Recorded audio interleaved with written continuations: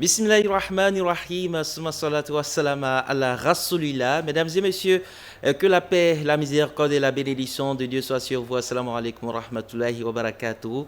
Et bienvenue à toutes et à tous sur la télévision Al Bayan, la Sira spéciale Ramadan dans un nouveau décor. Comment le prophète Mohammed sallallahu alayhi wa sallam vivait le mois de jeûne, c'est tout l'intérêt de cette édition. À ce propos, Dieu dit dans le noble Coran, dans la sourate 33 au verset 21, Ba'da'uzu billahi minash shaitanir rajim, laqad kana lakum fi rasulillahi uswatun hasana liman kana yarjullaha wal yawmal akhir wa dhakarallaha kaseera. Sadaqallahu al-azim.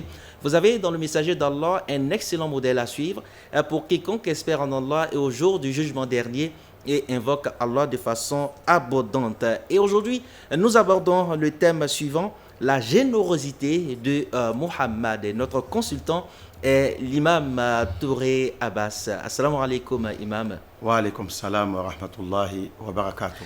Imam principal de la grande mosquée de la Riviera Palmeraie, Abbas Touré est le secrétaire adjoint du COSIM, section Cocody, diplômé de l'Université islamique de Médine en Arabie Saoudite. Imam Touré est aussi membre du bureau national de la LIPSI, la Ligue islamique des prédicateurs en Côte d'Ivoire. Alors imam, Ramadan Moubarak. Merci beaucoup. Ramadan Karim. Ramadan Moubarak. Alors comment se déroule ce début de mois pour vous?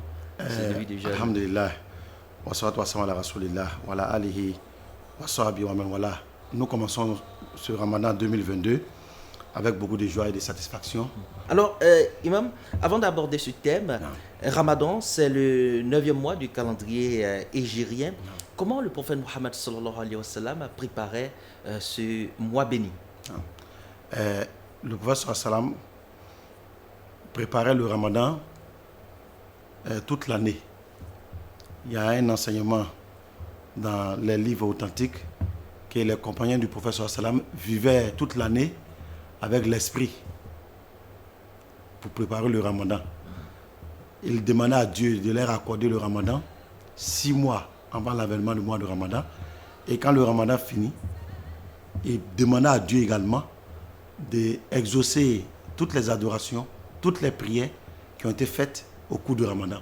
Donc il vivait en ayant l'esprit le Ramadan au cours de toute l'année. Pour vous dire que c'est un point culminant de la vie du prophète, parce que c'est le moment de la spiritualité, de la haute spiritualité par excellence. Et donc tout était fait et préparé pour passer un bon Ramadan dans la spiritualité et dans le recueillement. Inch'Allah. Alors parlons de générosité de Muhammad sallallahu alayhi wa sallam. Et hadith rapporté par Ibn Abbas dit ceci: le prophète était le plus généreux des hommes. Il était encore plus pendant le mois de Ramadan, lorsqu'il recevait la visite de l'archange Gabriel. Il le rencontrait alors chaque nuit et le prophète lui lisait le Coran. Ainsi devenait-il plus généreux que les vents chargés de pluie. Fin de citation. Un commentaire?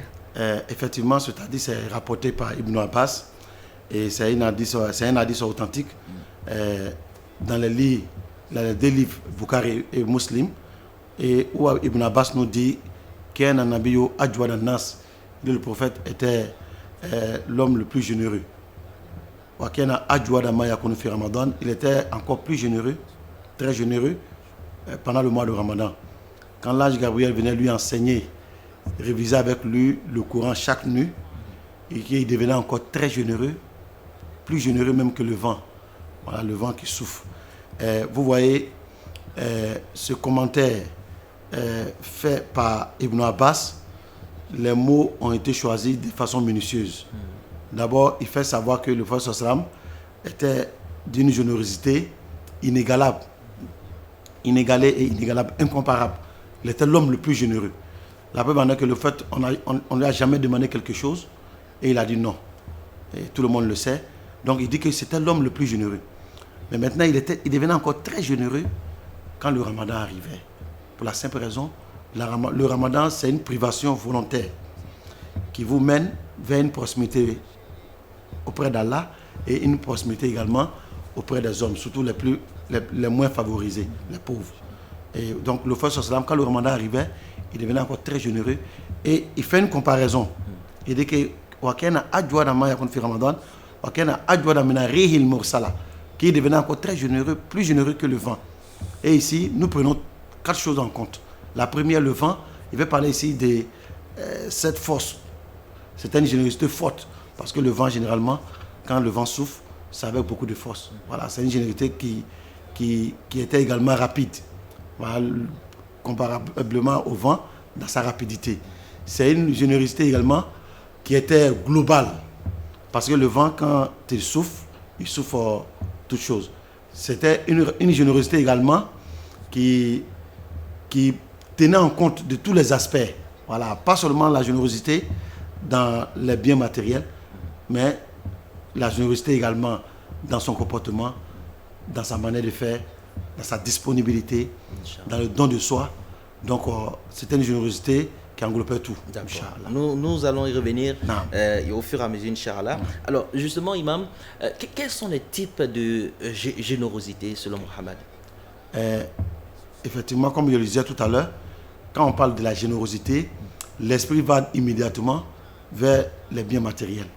Alors que quand on parle de la générosité, ça va au-delà de cela. Parce qu'en définition, la générosité, c'est de donner ce qu'il faut à celui qu'il faut au moment qu'il faut. Donc, si souvent, quelqu'un peut venir te voir, ses problèmes, ses besoins ne sont pas forcément matériels. Il peut venir te voir pour intercéder auprès de quelqu'un pour l'obtention d'un emploi. Quelqu'un peut venir te voir pour que tu lui donnes des conseils. Quelqu'un peut venir te voir pour que tu l'aides à l'orienter.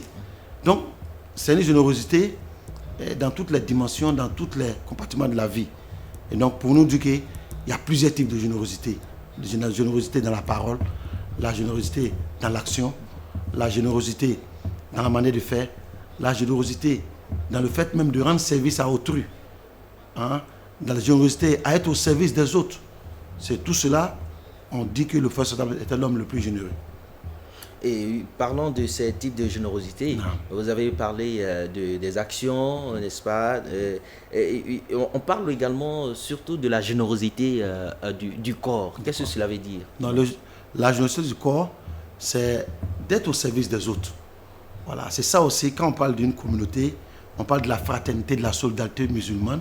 Et c'est ce que vous faites à longueur de la journée. C'est mettre au service de la communauté. Abandonner tout en faveur de la communauté. Travailler pour la communauté. Et je pense à tous ceux qui sont dans les mosquées de façon bénévole, qui font des boulots. Il y en a qui sont trésoriers, il y en a des présidents de communauté et qui n'ont rien en retour. C'est mettre au service de l'islam, être au service des autres, pendant que les autres dorment, toi tu as la tâche. Ça c'est une des meilleures qualités de la générosité. Inch'Allah. Parlons de cette générosité du corps du prophète Mohammed sallallahu alayhi wa sallam. Par exemple, quelles étaient ses activités au cours d'une journée du Ramadan?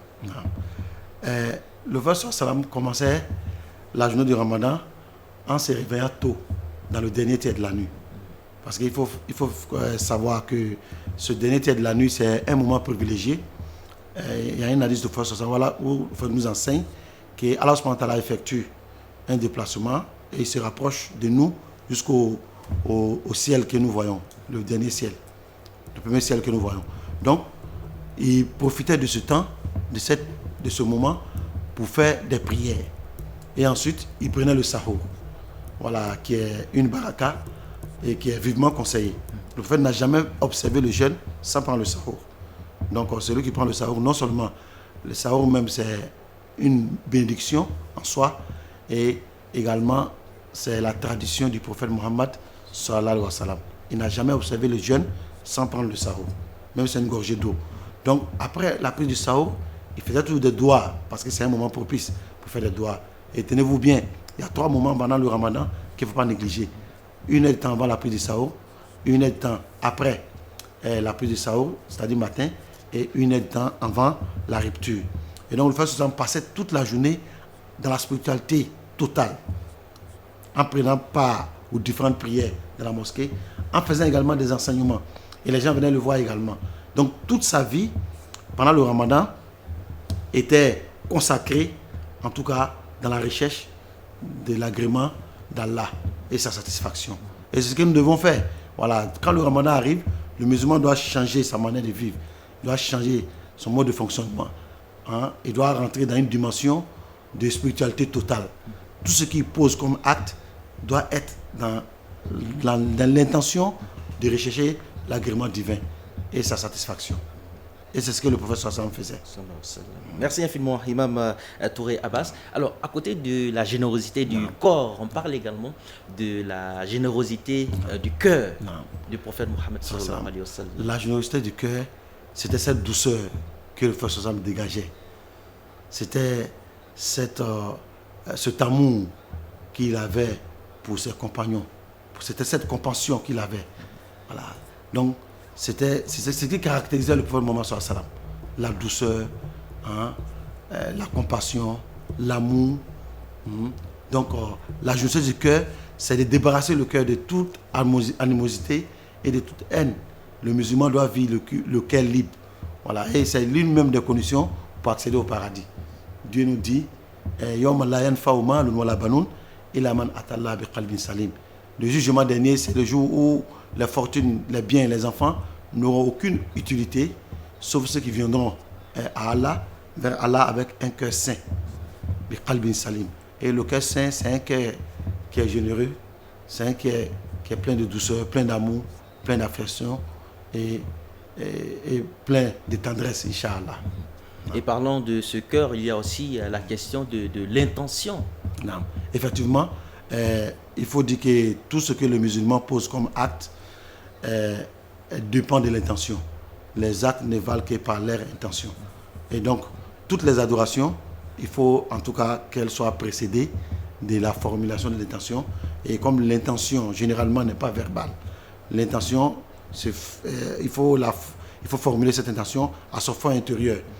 Hormis l'intention du Hajj et la Umrah, l'intention n'est pas verbale. Voilà, y compris même l'intention du jeûne qu'on doit formuler, mais sans la prononcer. Et dans la générosité du cœur, on nous rapporte également un hadith du prophète sallallahu alayhi wa sallam lorsqu'il donnait des conseils à ses compagnons.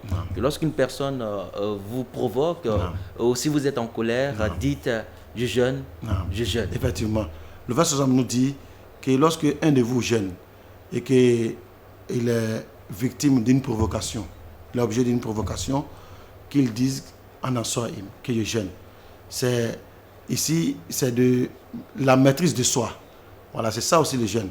Voilà, il faut jeûner, il faut jeûner, mais il faut faire jeûner avec toi tout le corps. Donc le jeûne doit nous aider à aller vers la patience et la tolérance et aller vers la maîtrise de soi, hein, et maîtriser sa colère, maîtriser sa rage. C'est vers cela que le jeûne doit nous amener. Voilà pourquoi le Sosan nous dit, quand le musulman s'est privé de la nourriture, de la boisson, d'avoir des relations intimes avec sa femme, il doit faire également, il doit avoir cette qualité de maîtrise de soi, à ne pas céder à la provocation, à ne pas tomber dans la provocation et à se maîtriser et à pouvoir maîtriser sa colère. C'est très important. Inch'Allah. Merci Imam Abbas Touré. Et également un élément qui est très important, vous avez parlé de cette générosité du cœur qui consiste également à sourire. Lorsque le prophète sallam rencontrait des compagnons, il avait toujours ce sourire, le sourire qui est aussi symbole de sadaqa. Effectivement. Quand vous croisez quelqu'un, la première des choses qui vous fascine, c'est son sourire. Et le sourire, c'est gratuit. Le verset nous dit le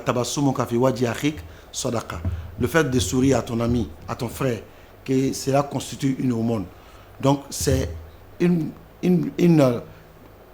grande partie de la générosité, c'est le fait de sourire. Et le verset, comme les compagnons l'ont décrit, ils disent qu'il était toujours souriant. Voilà, il était toujours souriant. Et même la belle parole, voilà, le fait de parler avec douceur, de parler avec beaucoup d'amour et avec beaucoup de respect, cela constitue également une aumône. La belle parole, la parole qui construit, la parole qui ne démolit pas, cela est une aumône et c'est une générosité également. Merci infiniment Imam Abbas Touré.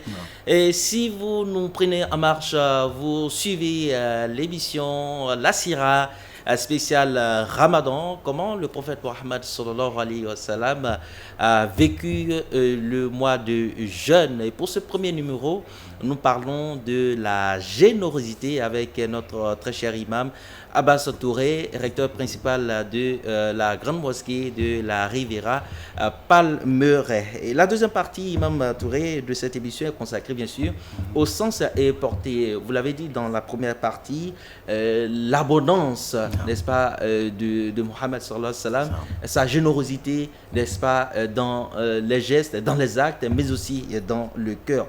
Et justement, quels sont les mérites pour un musulman d'être généreux pendant ce mois de Ramadan? Les mérites sont incommensurables. Le mois de Ramadan, c'est le mois de la générosité et du partage par excellence. Et vous verrez que même ceux qui n'arrivent pas à jeûner, ceux qui ont les cas spéciaux où ils n'arrivent pas à jeûner, je vais faire allusion aux malades et aux personnes âgées, vous voyez qu'en compensation, l'islam les recommande de donner de la nourriture. Et l'islam va loin pour dire que quand le musulman jeûne et qu'il participe en donnant la rupture à un de ses frères jeûneurs, il partage également le même mérite avec la personne sans que cela n'ait un impact sur le jeûne de la personne. Donc c'est pour vous dire que la générosité, le Coran nous dit, voilà, quand vous donnez en tout cas un centime dans le sentier d'Allah, que cela c'est comme un grain de riz à partir duquel est poussé 5 épis. Et si chaque épi, il y a 100 grains. Donc de là, nous comprenons aisément que quand le musulman est généreux, quand il donne un, en retour, Dieu le donne au minimum 700. Et le prophète sallam continue, Wallahu yudha'ifu liman yasha, que le Coran nous dit que Dieu peut en tout cas augmenter encore pour la personne à sa guise. À sa guise. Voilà. Et donc on peut comprendre ici aisément que la générosité n'a pas de limite. Et le prophète sallam nous dit que le jugement dernier, chacun sera sous l'ombre de sa générosité. Donc que tu fasses beaucoup ou peu, donc sache que l'ombre qui va t'abriter contre le soleil du jugement dernier sera à la dimension de ta générosité. Si tu es d'une grande générosité, en tout cas l'homme sera très grand, mais si tu es une petite générosité également, l'homme sera également petite. Chacun méritera ce qu'il aura semé. Alors, imam, on continue toujours pour le musulman à travers cette vie, la sira du prophète Mohammed sallallahu alayhi wa sallam. Pour un musulman, nous sommes bien sûr dans le mois de jeûne. Lorsqu'il veut être généreux dans la journée, quels sont les actes que le prophète sallallahu alayhi wa sallam recommande? Pour être généreux dans la journée, d'abord nous allons commencer par la générosité du corps. Voilà, le musulman doit faire en sorte pendant le mois de Ramadan à ne pas nuire aux autres, à ne pas indisposer les autres. Ce qui va lui demander d'avoir cette maîtrise de soi, à ne pas provoquer les autres et accepter également lorsqu'il est victime de provocation, à ne pas tomber, à ne pas céder à la provocation et à pouvoir maîtriser sa colère toutefois s'il est provoqué. Et on va au-delà de cela. Le musulman, pendant le mois de Ramadan, il doit être encore très généreux. Parce que vous savez que nous sommes dans une période un peu difficile, surtout financièrement pour beaucoup de personnes. Et le Ramadan commence avec beaucoup de difficultés sur le plan financier. Il y a beaucoup de familles défavorisées qui tirent le diable par la queue. Donc il est du devoir de chaque musulman, surtout au début du mois de Ramadan, d'apporter une aide. Il ne faut pas attendre vers la fin du Ramadan. Voilà, moi-même, je ne suis pas trop d'accord pour ceux qui attendent vers la fin du Ramadan. Ou bien dire non, il faut attendre d'abord pour que le milieu du Ramadan. Non, c'est le début qui est compliqué. Le début, le commencement n'est pas facile. Donc, regardez autour de vous, soyez généreux. Et Dieu même, il est très généreux pendant le mois de Ramadan. Les actes cultuels qui sont, en tout cas, notés 6-10 en dehors du mois de Ramadan, quand le Ramadan arrive, tout cela est multiplié et doublé. Et donc Dieu est généreux. Chaque musulman doit essayer d'être généreux, faisant comme Dieu et faisant comme également le prophète Mohammed sallallahu alayhi wa sallam. Et il faut aider les gens non seulement à la rupture. Nous, chez nous ici, généralement, les gens ne font pas allusion au sahur. Voilà, alors que c'est important. De la même manière qu'il faut encourager les gens à donner la rupture aux nécessités et aux pauvres, C'est de la même manière également qu'il faut les encourager. Pour ceux qui peuvent le faire, il y a des mosquées aujourd'hui à Abidjan qui le font avec une très belle manière, qui préparent. Voilà, il y a des volontaires qui décident comme ça de préparer. À 4 h du matin. À 4 h du matin et inviter les personnes les moins favorisées à venir prendre le sahur. Et ça, c'est important. Parce que tout part du sahur. Pour quelqu'un qui a bien mangé, pendant la prise du sahur, en tout cas, la personne arrive à se maintenir et à rester solide.